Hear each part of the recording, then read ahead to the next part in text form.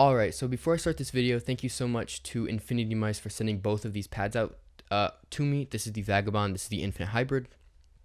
And the reason I'm comparing both of these videos and doing this review in one video is because I do believe that the Vagabond is based on the Infinite Hybrid, but they don't feel the same. So I kind of just wanted to put this into one video, but let's get started with the video.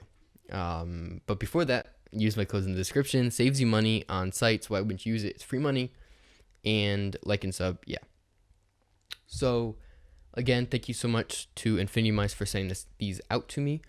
And the one thing I would like to just to start the video, their packaging is great. The art on it is great. And I will put that on the screen. And also, shout out to the guy that did the art on the Vagabond. I have a lot of respect for people that can make art this good. The art is great quality. There's no inconsistencies in it, so I just want to put that out first. His username is Sayurin Art, I believe. So to start this video, this is kind of going to be in a weird format. I'm going to try and compare them both at the same time, but review them both at the same time, so just bear with me. They both come in the same sizes, 490 by 490 or 490 by 420. And the Infinite Hybrid is going to be $35 for the 490 by 420, but they'll both be, the Vagabond will be the same price for both. The Infinite Hybrid will be $35 for the lower priced and $40 for the higher price. That's the best way to explain that. These pads haven't released yet, so this is a pre-release video. Now, my Vagabond does have an issue, but I have only seen it on my copy, so the Vagabond for me is kind of, I'm just going to get this out of the way first. I don't really know where to go to start. I will get the issue out of the way first. My Vagabond has something called clumpy foam kind of in the middle. I don't really know what's going on with that. I don't know if it's like just something because of the printing design, not the design, but because it has a print on it, or if it's the design on the base, as you can see down here, that I'm feeling throughout the middle of the pad. But I can feel, it almost feels like the foam in it is separated, and I don't really notice that on my Infinite Hybrid. I haven't heard anybody else have this issue. I did ask around, so just take that with a grain of salt, I guess.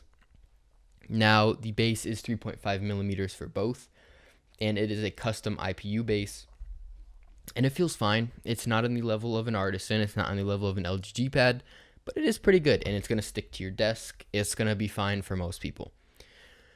The stitching is pretty low, and it is decently thin. Also, not as good as Artisan, not as good as the V2 LGG pads, but it is definitely better than a lot of pads out. And one thing is, there's no fraying on it. It's good quality. It's better than the free fall stitching, definitely. And it is good quality.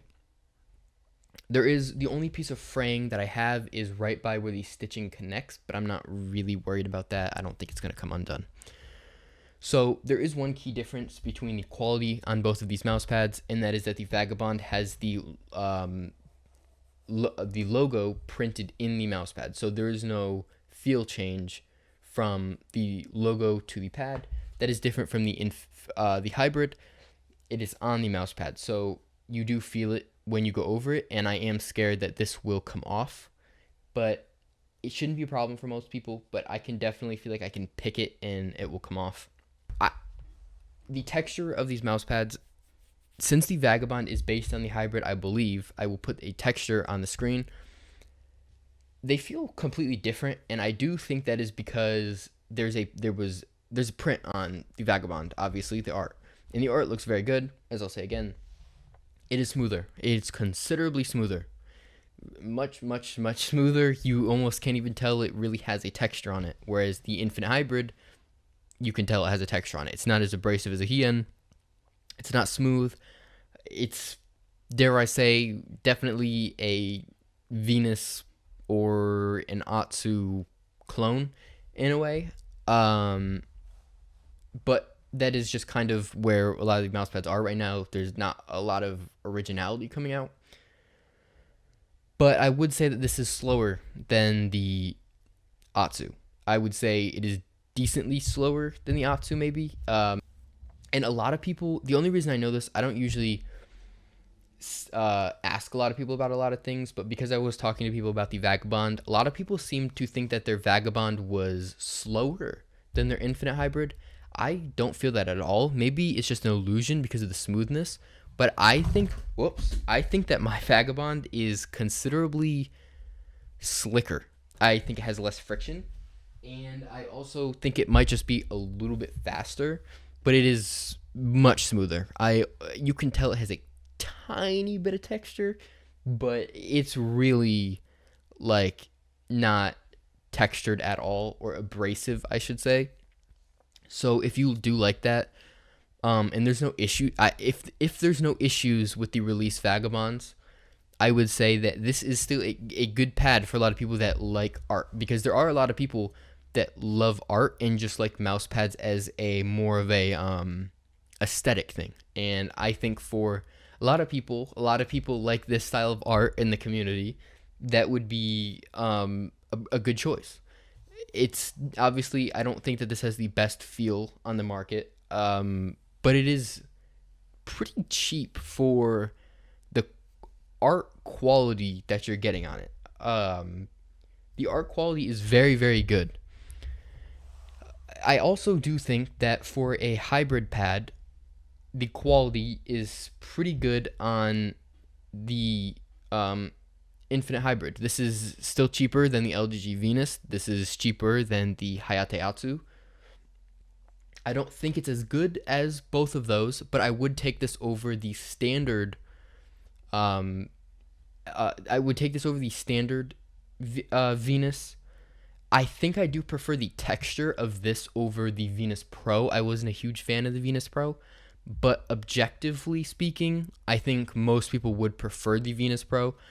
And I would probably still take the Venus Pro just because the base is better, the overall quality is better.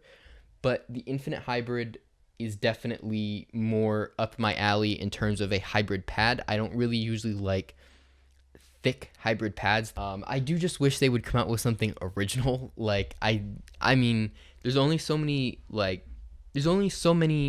clones that can be made before people just get burnt out. I mean, if you're looking for a less pricey, just standard hybrid pad, this is definitely the better option for you. And I dare to say, I think that the texture of this, a lot of people might like over the Vagabond, just because a lot of people want that artisan texture feel.